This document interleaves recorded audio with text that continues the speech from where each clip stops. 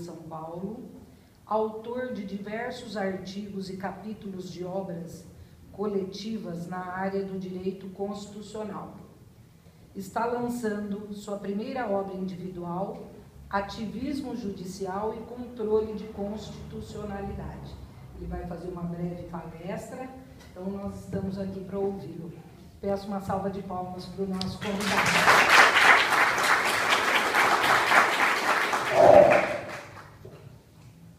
Eu nem me apresentei, né? Eu sou Maria Regina, presidente da CAASP, estou aqui representando a Ordem dos Advogados do Brasil e toda a diretoria. Obrigada.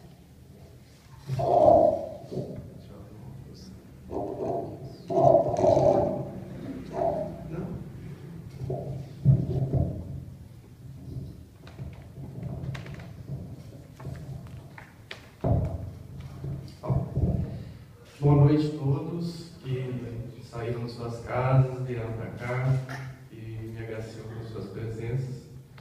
Eu quero fazer uma boa noite também aqui em especial à doutora Duca, em nome da Ordem dos Advogados, me permitiu esse momento e também por toda a ajuda, todo o esforço que foi dado em relação a essa minha intenção.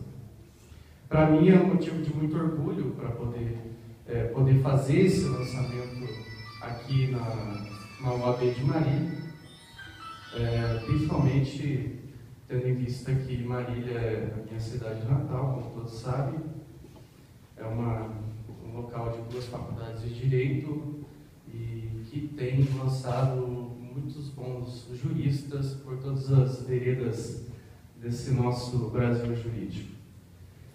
Deixo também registrado um agradecimento especial à editora Juruá por todo o apoio e a todos os presentes, os amigos, colegas, enfim, todos que estão aqui. O meu objetivo, quando eu estive em conversa com a doutora Duca para poder fazer esse lançamento, era não apenas fazer um lançamento em si da obra, mas poder conversar, ainda que de forma breve, sobre o teor principal que circunda esse trabalho. Para mim, é essencial que a gente soubesse do que a gente está tratando, até porque muitas vezes o título ele não traz essa impressão de uma forma muito clara, principalmente quando a gente lida com títulos de obras, de livros. No caso de dissertações, de teses, os títulos geralmente são muito claros em relação ao objetivo. No caso de livros, eles são mais comerciais. Essa é a realidade. Essa obra ela é fruto da minha dissertação de mestrado na USP, defendida em 2013, e de lá para cá muitas atualizações e expansões se fizeram necessárias para que a gente pudesse proporcionar esse trabalho que vocês veem aqui hoje. Mas ainda em 2011, quando eu começava a engatinhar na pós-graduação, eu tinha como mente escrever sobre a democracia, mas não sobre a democracia em si, e sim uma forma de compreender como a democracia é colocada em prática através da jurisdição. E nesse trabalho eu fiz um alongamento especial em relação a 3 cortes em principal: a estadunidense, a alemã e a brasileira.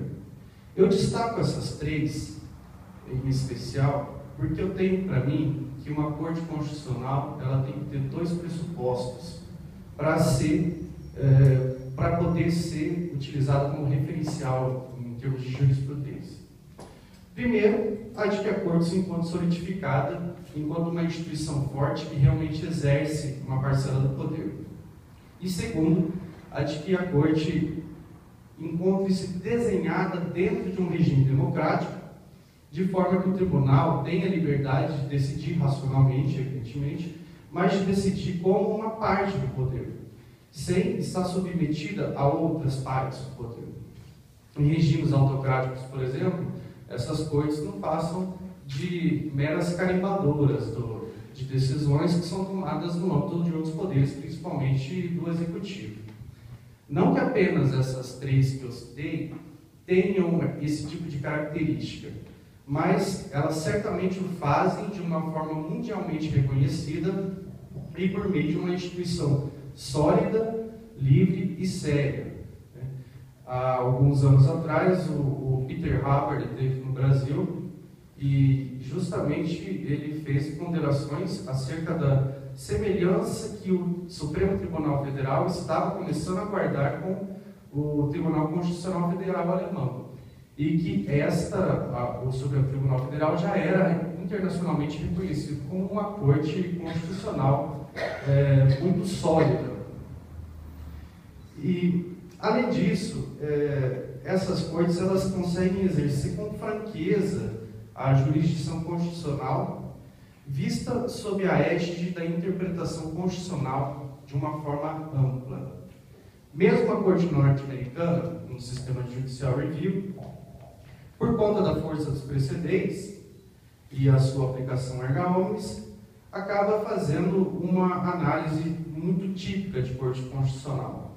Ainda em 1962, num caso chamado Baker versus Carr, a Suprema Corte já se declarava como a última intérprete da Constituição.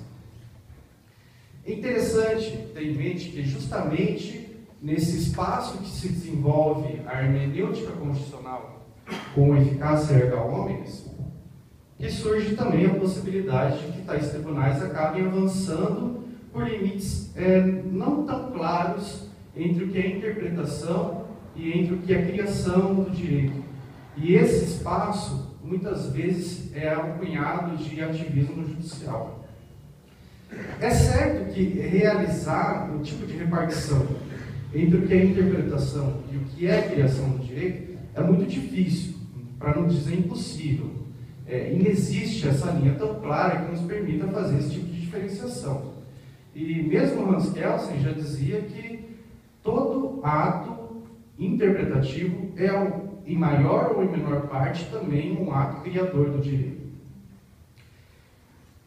Mas temos que ter em mente que os tribunais, no desenvolvimento da interpretação constitucional, não pode se render à tentação de tudo poder para admitir que é necessária uma construção racional, uma construção adequada e razoável, mantendo um judiciário forte, mas sem um judiciário que invada outros espaços.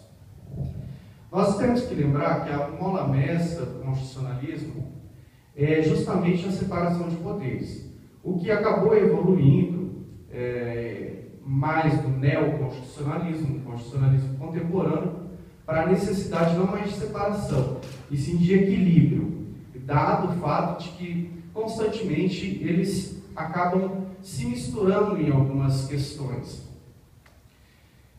E é claro que dentro desta temática e a necessidade de se manter uma separação equilibrada, também serve para o judiciário. Pois a má utilização, a malversação desse tipo de função por parte do judiciário poderia levar a um desvirtuamento do próprio constitucionalismo. E, embora se tenha depositado nas mãos dos tribunais constitucionais o papel de intérprete das constituições, em momento algum lhe foi conferido o papel de confeccionador da lei e confeccionador da vontade política. Aliás, esse é um primeiro ponto que eu gostaria de frisar. As constituições contemporâneas, elas de fato se valem da premissa de trazer compromissos para o futuro, refletidos a partir da realidade social naquele momento constituinte. E é justamente a adaptação desses compromissos ao deslinde dos anos que se configura como o maior desafio político de um Estado constitucional. Mais do que isso, dirigir para o futuro sem ser um constitucionalismo meramente simbólico. A Constituição, ela tem que ter o cuidado, no seu momento de confecção, de não engessar a realidade futura, de não moldar o futuro. Como lembrava Thomas Paine, durante o processo de independência norte-americano, O querer governar para além do túmulo é a mais ridícula e insolente das tiranias. A democracia somente pode ser legítima com o consentimento dos vivos. Por outro lado, a aceleração do ritmo das mudanças constitucionais na mesma velocidade de medidas provisórias acaba destruindo o arcabouço constitucional. Seria algo como uma construção desordenada em um terreno. Por exemplo, sem ruas, sem calçadas, simplesmente as pessoas invadem e vão construindo. O direito, para a gente, para os constitucionalistas modernos, ele é assim, algo como nem nunca e nem sempre. Algo que tem que trabalhar dentro desse meio de campo. Então, qual é a medida que vai se impor diante dessas constituições para que o legislador nem se renda ao canto das sereias da Odisseia e também nem impeça as gerações futuras, amarrando-as aos mastros sob o argumento de que existem cláusulas eternas para serem respeitadas? É preciso lembrar, antes de mais nada, que cada ato de proposta de uma nova Constituição é, ao mesmo tempo, desconstituinte do anterior e reconstituinte da nova. Mas, hoje, é muito aceitável, é quase unânime, a ideia de que o poder constituinte originário não mais tudo pode. Um exemplo disso é justamente o efeito cliquet, impedindo retrocessos sociais. As questões que impedem, recomendam que uma Constituição tenha caráter eterno, ao mesmo tempo também vão recomendar que não esteja a mesma eivada de normas altamente instáveis, de forma que exista sempre um norte, sempre um projeto, mas que os detalhes que circunstanciam esse projeto sejam delineados a partir da realidade cotidiana. Daí a máxima importância de se ter um núcleo super rígido, como nós temos, alheio a modificações formais que permitam a sua posterior alteração, ainda que seja por dupla revisão. A tão famosa Constituição de Weimar, por exemplo, a despeito de toda a sua substancialidade democrática, ser utilizada até hoje como um grande exemplo de uma Constituição democrática, ela era tão formalmente instável que foi um dos grandes pilares da ascensão do regime nazista. Para que se tenha uma ideia, o Estado nazista do Terceiro Reich sequer se deu ao trabalho de revogar a Constituição de Weimar. Simplesmente, com base em leis permitidas para o representante, o chefe do executivo, deu continuidade a um novo projeto, descaracterizando totalmente o projeto anterior.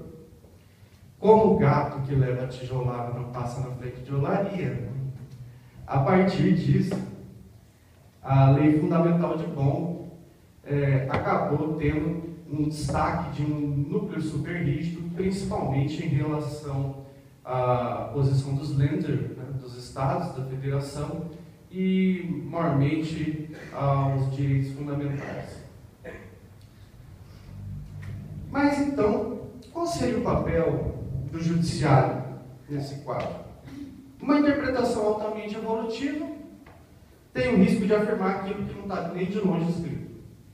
Uma interpretação extremamente conservadora tem o risco de se afastar completamente dos objetivos políticos da sociedade.